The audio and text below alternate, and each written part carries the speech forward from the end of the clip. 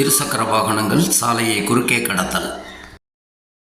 திடீரென்று சாலையில் புகுந்து நடுவே நின்று விடுவது சரியா? ஏற்கனவே வாகனங்கள் வந்து கொண்டிருக்கும் போது குறுக்கே கடப்பது முறையற்ற செயல்.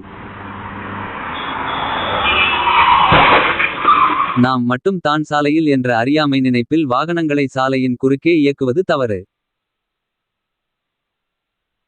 பேருந்து வருவது தெளிவாக தெரிகிறது. பிறகு ஏன் உள்ளே நுழைய வேண்டும்?